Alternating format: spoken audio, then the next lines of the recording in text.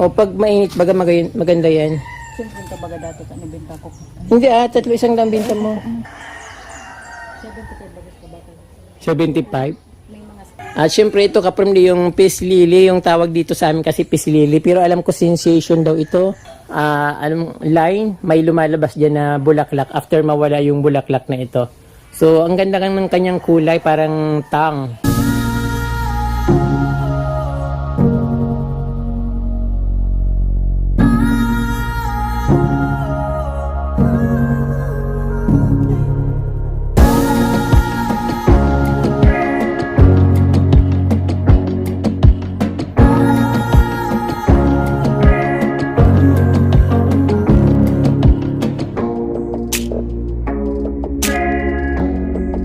Magandang hapon sa inyo mga kaprom. Dito po ako sa bahay ng aking friend dito sa Barangay Gubat, Laguna, Marinisor, at bibili po ako ng mga bromeliads na ilalagay ko po dun sa aking landscape sa likod ng bahay. So tamang-tama, naghahanap talaga ako ng bromeliads. Tinitix ako ng mini-message ako ni Manny Abing na sabi niya biling ko yung bromeliads niya, pero ang gusto niyang binta sa akin yung napakamahal na bromeliads, hindi ko naman afford, kaya ang bibilhin ko lang yung kayang-kaya ng aking bulsa, yung dati kong binili na 100.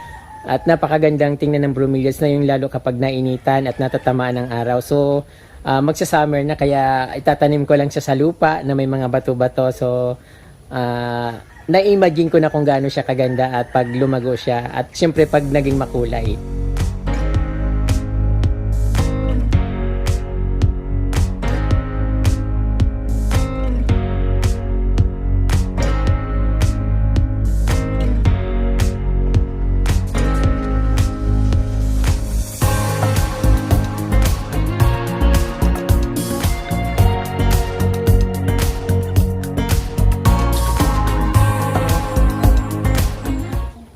Magkano man niyo?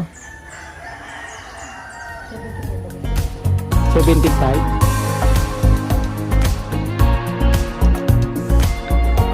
Tama yun na lang. 75. May mga yung kwarta. Ang gusto ko lang manayabing yung arog ka niyo, yung 100 bininta mo sa akin dati. kung tinanggal duman na. Ay, yung bilhin ko. Pero ano na? 300. Tulo ko ng patula. Gawin mo ng 6 para 200. Pero maganda-ganda naman, gusto ko. Hindi ka kula na nga ni. O, ipatabit ko nga ni sa taan niya. I-ano ko lang dun sa may garden ko. Gusto kasi pag, Madang ka niya naman nila. o pag mainit, baga maganda yan.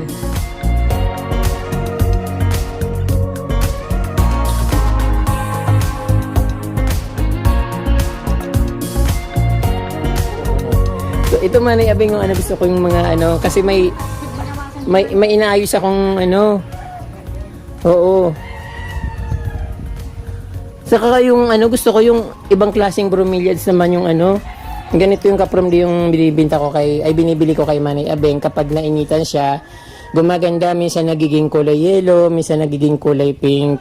Kaya yun ang gusto ko yung ilagay dun sa garden ko, kasi bagay na bagay yun sa white stones. At syempre na masyadong maaliwalas tingnan kapag bromeliads yung halaman, at hindi niya kailangan alagaan, kahit iwanan mo lang siya. Okay lang, kahit walang dilig, kahit nabibilid siya sa araw. So mas maganda kung nabibilad siya sa araw, kasi mas maganda yung kulay niya. Ito kaprom yung another bromeliads na binibenta niya sa akin. So ito yung inaalok niya sa akin. 75 each, marami ng supang. Sabi niya dati yung isang puno 75, pag marami raw supang dapat mas mahal na. Sabi ko 75 na lang. Kaya lang wala rin naman akong pangbili, yung lang talaga yung bromeliads na mumurahin yung binibili ko, kasi mas gusto ko yun, at magandang nilalagay yun sa katulad ng mga naiinitan. Ang ganda rin ng pruto niya kaprom dito sa sa kanyang bahay, harapan ng kanyang bahay. Kaya lang ito parang masyadong mataas ito, tapos parang alanganin yung height nung ibang sanga niya. Pero okay lang naman, kasi yung ang maganda, mayroon nakikitang makulay sa garden. At maliwala siya, pati yung damo niya. Bermuda grass, maganda rin. Kaya lang masyadong maulan dito kaprom di. At kaya ngayon ang nangyaring ganun yung mga Bermuda grass dito kasi pag nasusobrahan sa tubig, tumataas siya. Unlike pag mainit, flat lang siya na gumagapang at hindi masyadong tumataas. Meron din siya mga volcano plant dito.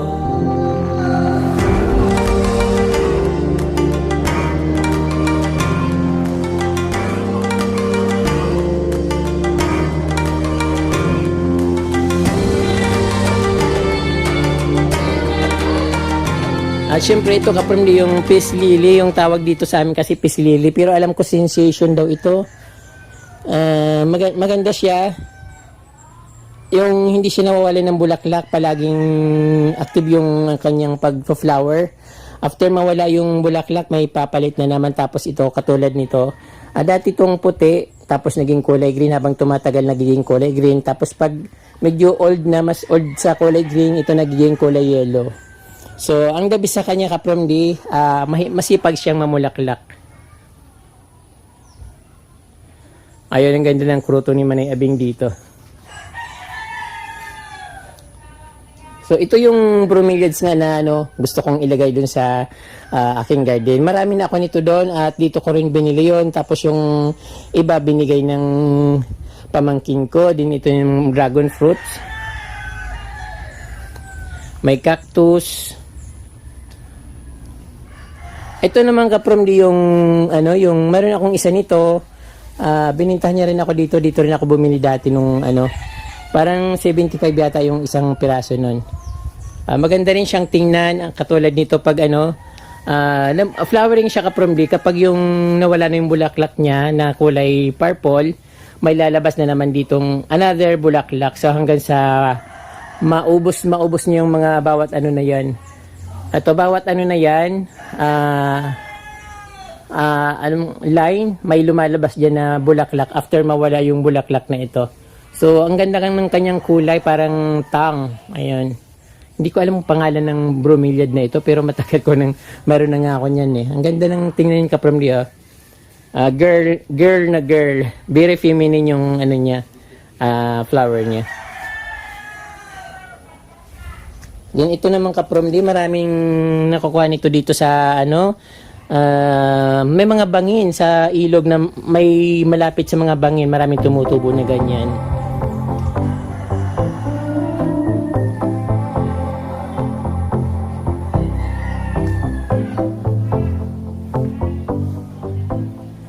Manay Abeng, hindi ka ba magbebenta online?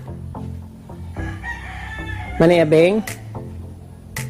So, tumago na naman pag may camera, tumatago si Manay Abing. Maganda sana kung ano siya magbinta online kasi napakarami niyang mga magagandang halaman dito, mga collection. Yung palagi kong sinasabi sa kanya to, ilang beses na akong pumunta dito, inaalok ko siya na magbinta online. Bigo niya ito kapromdi. Mahiyain siya. At walang lakas ng loob humarap sa camera. Pero magaling siyang mag-landscape ng garden katulad ng ginawa niya dito sa kanyang garden.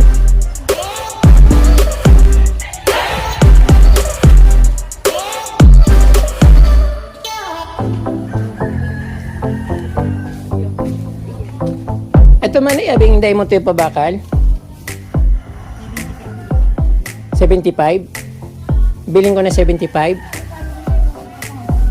Magkano ko bibilhin? Magkano to? Biling ka ba ang tatawag sa mga 75? Mother plant na yan. So ayan dito sa kanyang sa harapan ng kanyang garden, yung pinakabakod niya, mayroon mga bromeliads. Maganda rin ito kapag marami nito tapos natatamaan siya ng araw, ganyan ang kulay niya. Sometimes mas mapula pa dyan.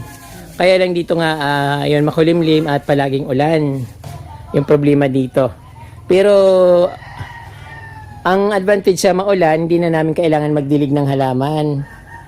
Ayun, kaya dapat yung mga halaman dito sa amin mga water base para palagi siyang hindi siya namamatay. Ayun ang may-ari ng halaman dito, ang sexy.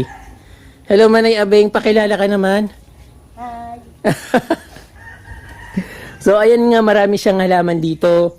ito binibinta niya sa akin, tinatanong ko kung magkano. Hindi niya naman sinasabi, sabi ko 50. Ang mahal daw ng ano niya dito, bili niya dito, mahal daw ito. Kaya siyempre nakakaawa naman, bibilhin mo na 50 at hindi rin naman siya papayag. At yun. Magandang bulaklak niya ka-from D. Sino niya ito sa akin sa Facebook, akala ko sili, sabi niya bilhin ko yung halaman niya, hindi niya alam kung anong halaman ito, bromeliads pala. Bromeliad.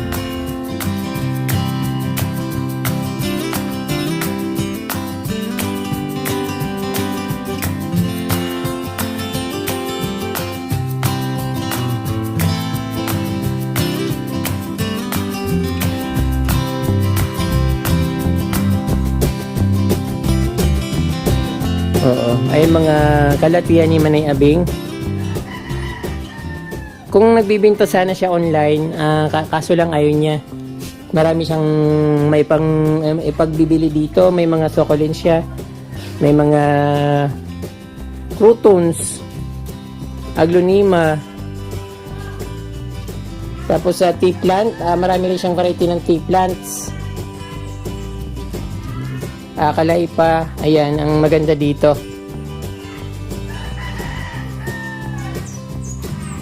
Crouton, mga bromeliads, ayan. Mostly mga croutons yung nagpapaganda talaga ng halaman. Katulad nito, kahit na medyo wala sa kaayusan yung mga paligid mo, pero pag mayroon kang croutons na ganito kaganda, parang nagiging maaliwalas yung dating. Tapos lalo pag summer at medyo mahangin, mapresko. Ayun, ang ganda-ganda niyang tingnan talaga.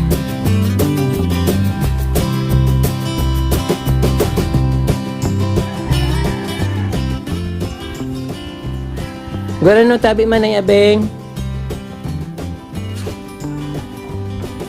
200?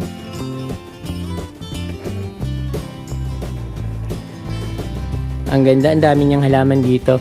Ang Manay Abing, anong halaman ito? Anong tinatanim niyan? Ano lang? Cutting lang? Ang galing mo patubo ng mga halaman. Basta ito 75, malay mo may bumili. Kaso lang, ayun, imbitahin mong bumili, pumunta dito. Ayun ka-from ayaw niya magpakita sa video, medyo shy si Manay Abeng. Kung gusto nyong bumili ng mga bromeliads, ito 75 pesos. Dito lang sa harapan ng elementary school ng Gubat, Lagunoy, Camarinesor. Ayun, pag nandito na kayo, hanapin nyo lang yung elementary school ng Gubat. At ito makikita nyo yung garden ni Manay Abeng dito. Maraming mabibili dito ka-from At hindi lang yung mga bromeliads, marami rin siya mga nasa paso dyan na binibenta. Kaya lang, hindi naman ako masyadong nagkaka-interest sa mga ibang halaman. Gusto ko kasi yung magandang tingnan para sa akin. Pero marami siyang mga gandang halaman katulad nito. Manay Abeng, anong halaman ito? Peace lily? Variegated. Magkano naman yan? 150. Ito pa, budahan. 150? Halaan sa gowa, binataran ng kapitanan. Ito ka-from napaka-lush peace lily. 150. Oo, maganda. 150 lang yan. Ayan. Malay mo makakuha ka ng mga buyers dito.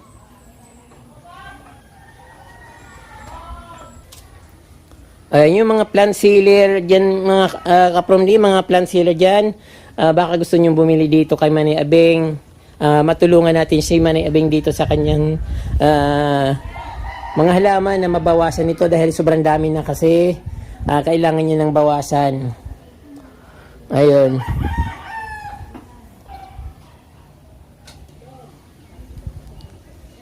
So, napakagandang tingnan ng garden ni Manay Abeng dito sa harapan ng kanyang bahay. Makulay na makulay. Very cozy. Medyo lang yung space niya, medyo alanganin yung space niya kasi malapit sa kalsada. Pero pag niya, napakagandang tingnan. Pag inayos yung yung parang balkonahe,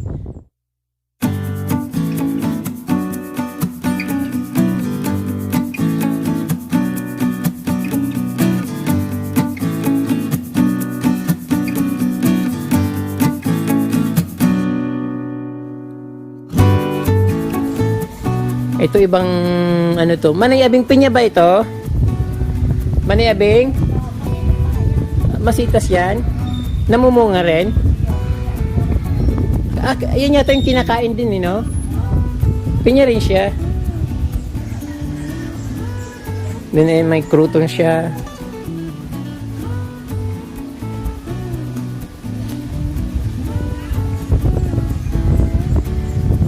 So ayun, sarap ng hangin dito. Malili, may napakalaking mangga dito sa kanyang harapan.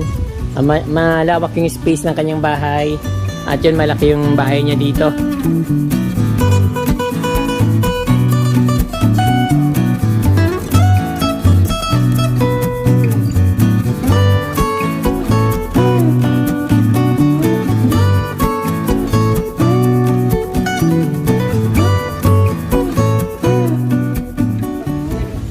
Anong orchids to, Manay Abing?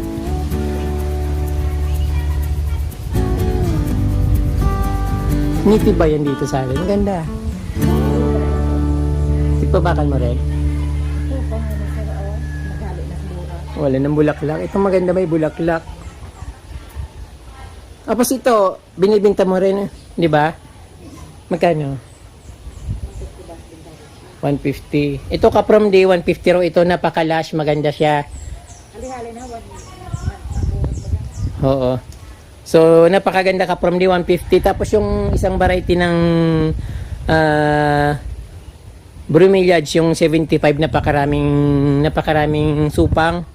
Ayun, may mga flowering siya. Flowering na siya yung mga bromeliad na ito. O yun. Ganda, di ba? Panglagay sa mga malapit sa may bintana. Ayan, maganda siyang tingnan.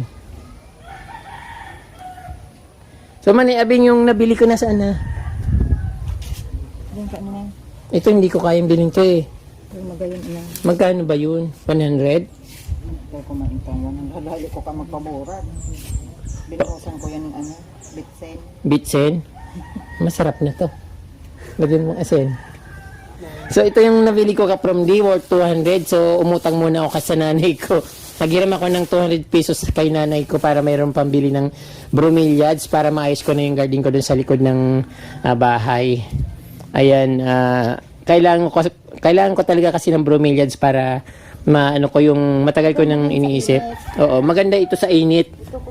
Kasi nagiging katulad nito pag nainitan nagiging kulay pink. So ayun, bibilad ko sa init.